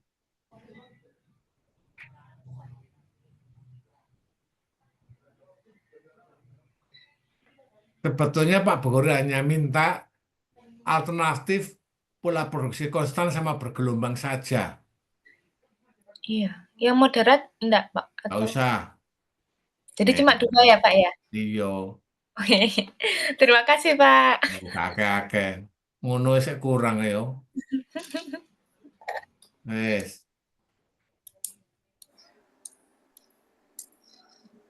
Ada lagi pertanyaan?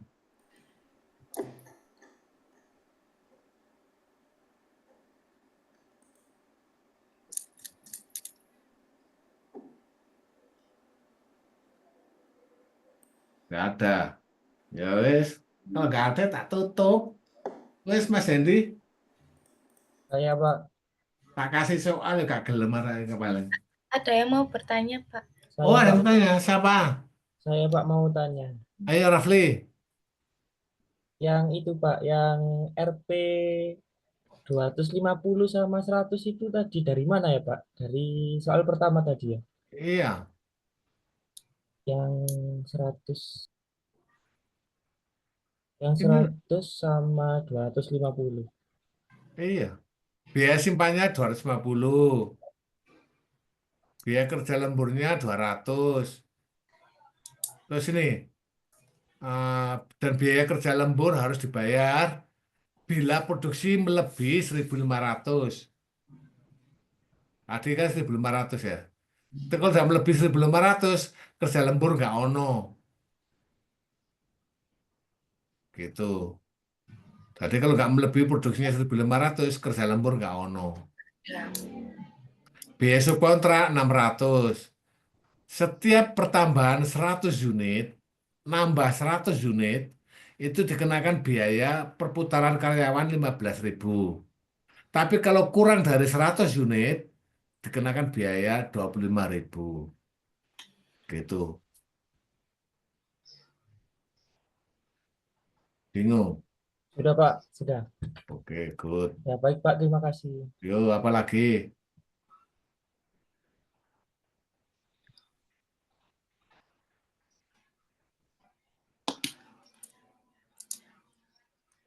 Sekarang Mas Hendy.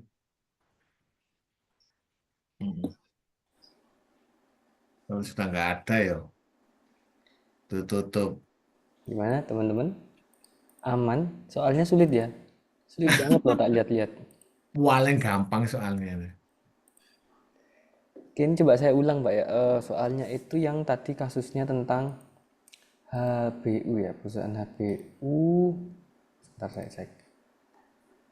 Perusahaan HBU, terus kemudian slide selanjutnya itu Pak ya.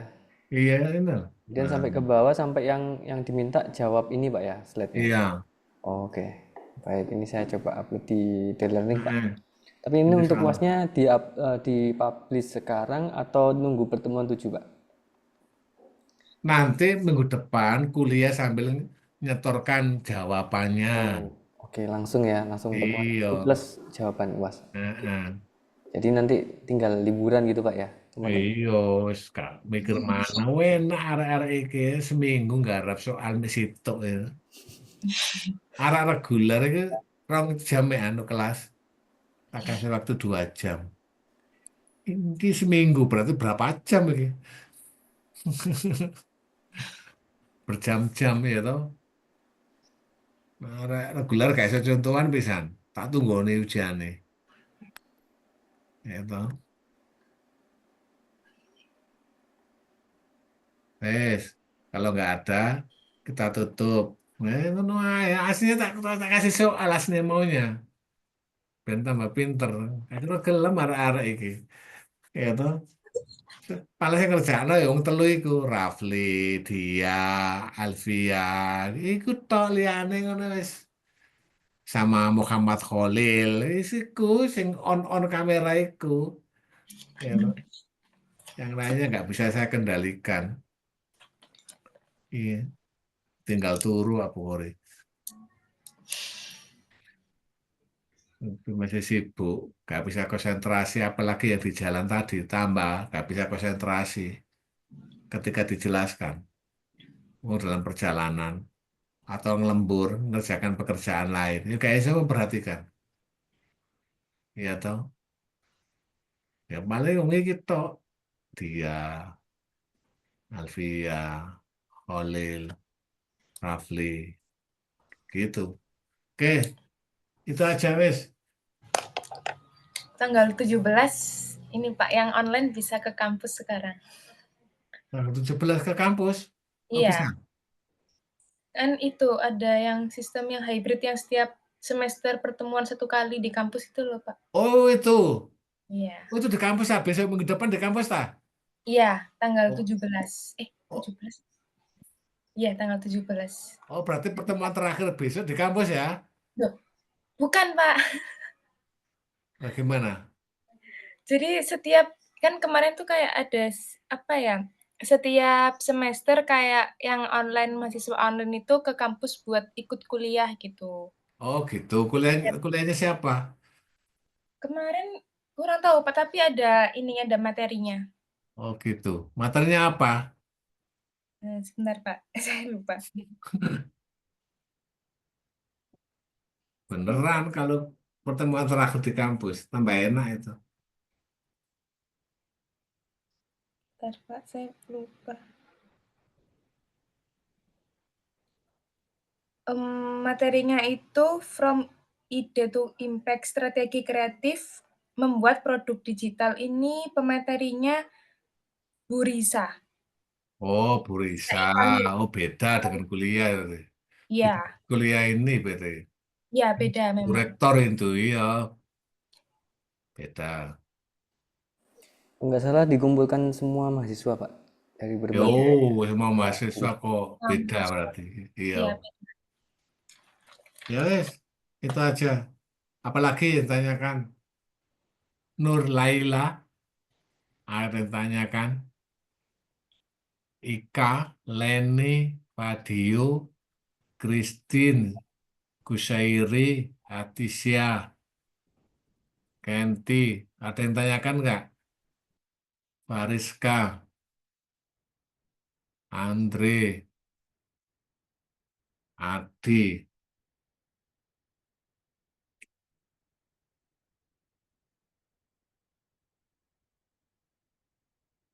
Kalau di kelas tak pantau itu yang ngerjakan itu. Kalau nggak konsentrasi tak suruh maju untuk ngerjakan. Kalau anak reguler itu biasanya saya kalau masuk kelas. Artinya nggak ada yang ngantuk, nggak ada yang tidur, itu nggak ada.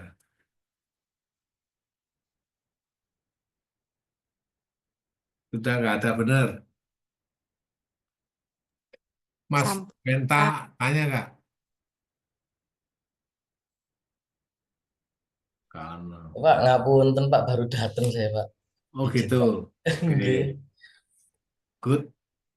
Siapa lagi yang tadi yang mau tanya tadi? Siapa yang tadi tanya?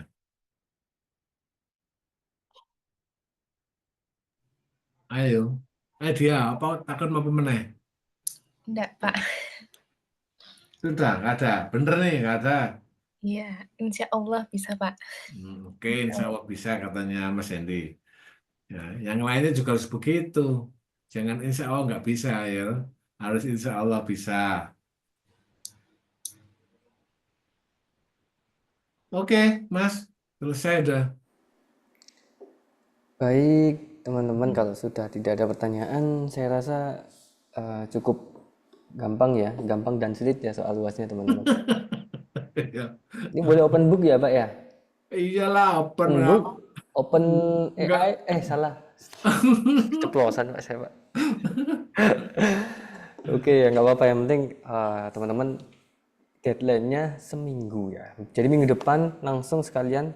Kuliah. Oh nanti gini teman-teman, saya kasih link pengumpulan juga Pak ya, seperti biasa di Telegram. Iya. Nanti Pak Bukhari saya share form responnya, spreadsheet responnya. Jadi teman-teman kumpulkan seperti biasa di Telegram. Gitu teman-teman, kalau nggak ada pertanyaan mungkin bisa kita akhiri ya. Kita ketemu lagi di minggu depan di pertemuan ke-7, pertemuan terakhir. Baik. Kalau gitu terima kasih Pak Bukhari atas Ya, sama-sama, Mas hari ini, Hendy. teman-teman juga semuanya. Terima kasih, saya tutup. Wassalamualaikum warahmatullahi wabarakatuh. Waalaikumsalam Salam, selamat warahmatullahi beribadah. wabarakatuh. warahmatullahi wabarakatuh. Terima kasih. Terima kasih Terima kasih, Pak. Pak. Adi. Terima kasih, Sama-sama. Andi. Selamat istirahat. Terima kasih, Pak. Nggih.